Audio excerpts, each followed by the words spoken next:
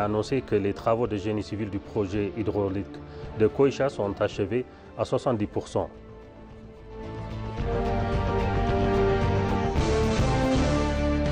Le ministre d'État des Affaires étrangères Haydara Barra a reçu l'ambassadeur de la République d'Azerbaïdjan en Éthiopie.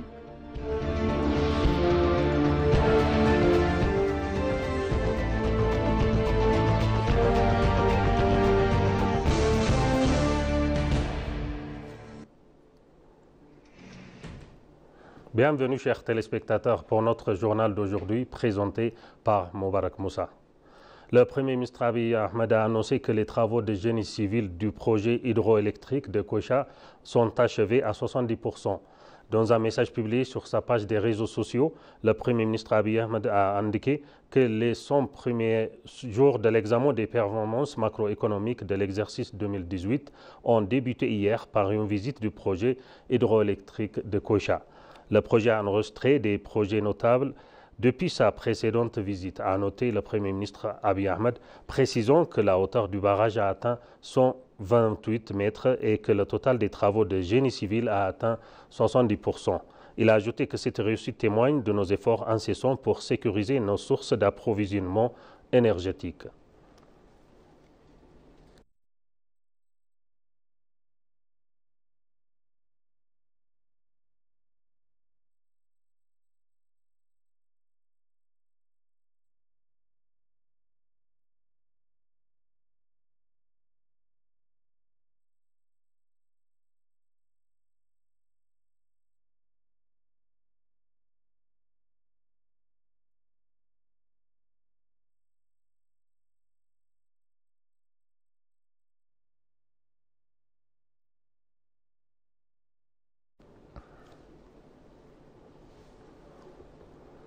Le ministre d'État des Affaires étrangères, l'ambassadeur Haydara Barra, a reçu dans son bureau l'ambassadeur de la République d'Azerbaïdjan en Éthiopie, Ruslan Nasibov.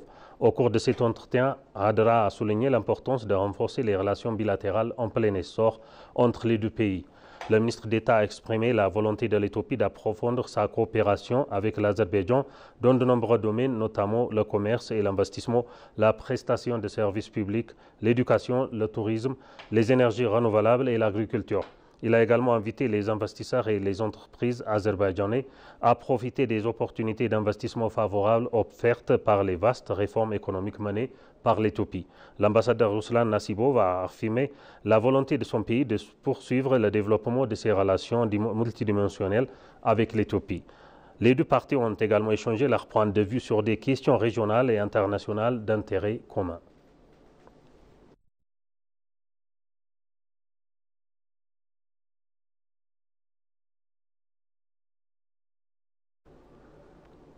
Le ministre de l'Irrigation et des Plaines, Abraham Balaye, a indiqué que la région de Balé, autrefois difficile d'accès en raison du manque d'infrastructures, devient désormais plus accessible aux visiteurs.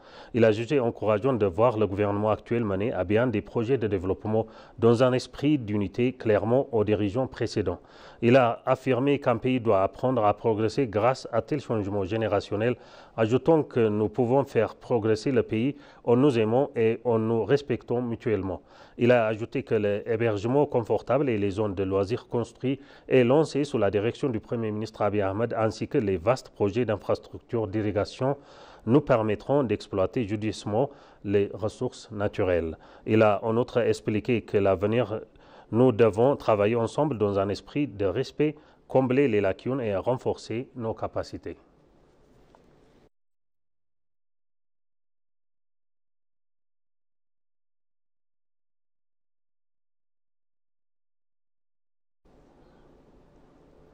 La ministre du Développement urbain et des infrastructures, Altoussane, a exprimé son regret face à la sous-exploitation des vastes ressources naturelles de la région de Balé, l'une des plus riches du pays.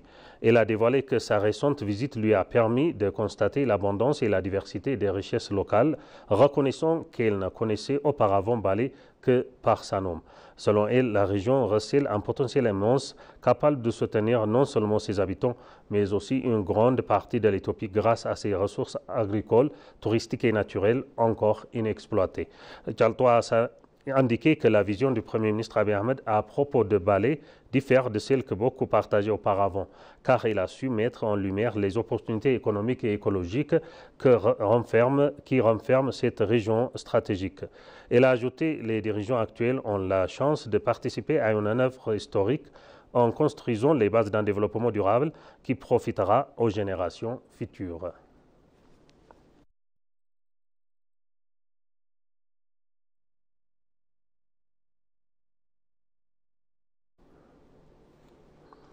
Le professeur Brouk Haïlou, spécialiste en sciences politiques et en relations internationales, a indiqué que l'Éthiopie contribue significativement à l'intégration économique et sociale de la région.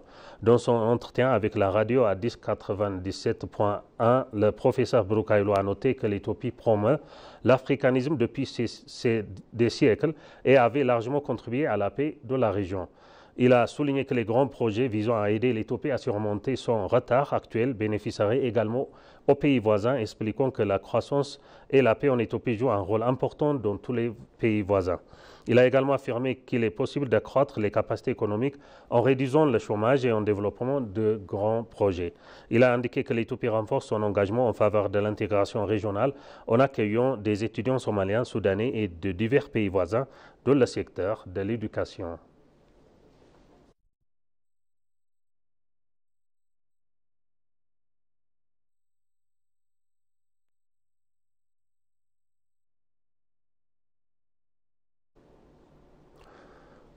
Le gouverneur de la Banque nationale d'Éthiopie, Eyob Takalin, s'est entretenu avec Neil Bak, représentant adjoint des États-Unis pour le commerce extérieur et les affaires multilatérales, afin de discuter des progrès de l'Éthiopie vers son adhésion à l'Organisation mondiale du commerce. Lors de la rencontre, Eyob a présenté les résultats de la 6e réunion du groupe de travail sur l'adhésion, mettant en avant les réformes économiques et institutionnelles déjà engagées. Il a réaffirmé la détermination du pays à finaliser le processus d'adhésion d'ici mars 2026 lors de la 14e conférence ministérielle de l'Organisation mondiale du commerce prévue à Yaoundé, au Cameroun. Le gouverneur a précisé que cette démarche repose sur des efforts soutenus et une vision claire et un engagement politique fort, reconnaissant le rôle transformateur du commerce dans le développement économique du pays. Pour sa part, Neil Bak a salué les réformes ambitieuses menées en Éthiopie et les progrès notables réalisés vers son intégration au système commercial mondial. Il a encouragé le pays à maintenir sa dynamisme et à réaffirmer la volonté des États-Unis de poursuivre un dialogue ouvert et transparent autour des prochaines étapes du processus d'adhésion.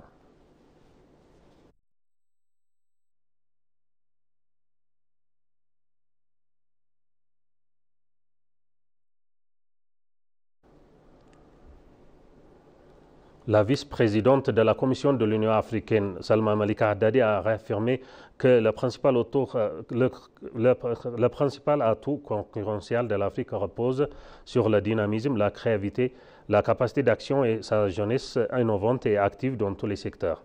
Lors de l'ouverture du Festival de l'innovation de l'Union africaine 2025, organisé du 22 au 24 octobre 2025 au siège de l'Union africaine à Addis Abeba sous le thème « Repositionner l'Union africaine pour un leadership en matière d'innovation axé sur la jeunesse », la vice-présidente de la Commission de l'Union africaine, Salma Malika Haddadi, a mis en avant le rôle central de l'innovation et de la numérisation de la création d'emplois, la transformation économique et l'amélioration des services publics.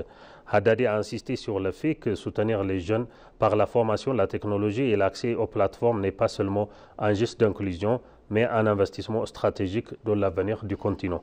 Pour sa part, Prudence Nguya, directrice de la division femmes, genre et jeunesse de la Commission, a décrit le festival comme un appel à l'action visant à exploiter l'innovation pour améliorer la vie des Africains, en particulier des femmes et des jeunes.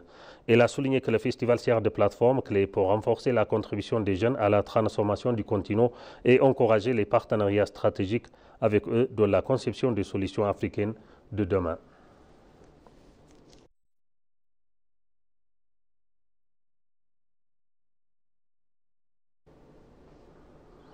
Un forum de consultation est organisé à Adama afin de sensibiliser les responsables des établissements d'enseignement à l'occasion de la 20e journée des nations, nationalités et peuples éthiopiens.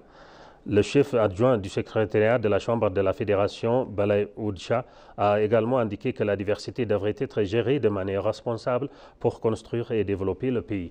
Il a ajouté que l'organisation de la Journée nationale des nationalités et des peuples et d'autres événements visant à renforcer l'unité nationale est également essentielle pour promouvoir la diversité et l'unité nationale. Il a souligné que ces dernières années, des efforts efficaces ont été déployés pour assurer la continuité du développement et de la croissance nationale, ainsi que pour consolider l'unité nationale. Il a déclaré que la 20e journée des nations et nationalités célébrée cette année serait largement célébrée afin de renforcer davantage l'unité nationale. Il a également indiqué que la célébration se déroule de manière à mieux faire comprendre aux citoyens le fédéralisme et les principes de la Constitution. Getachew Tafara, chef de cabinet du ministère de l'Éducation, a pour sa part indiqué que la célébration de cette fête sensibilise davantage les dirigeants et les professionnels de tous les niveaux, à commencer par les établissements d'enseignement supérieur.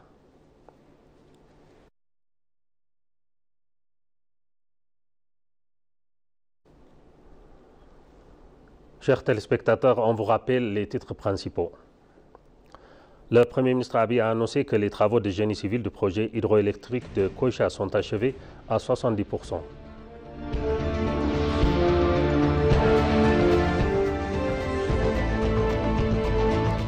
Le ministre d'État des Affaires étrangères, Hader Abara, a reçu l'ambassadeur de la République d'Azerbaïdjan en Éthiopie.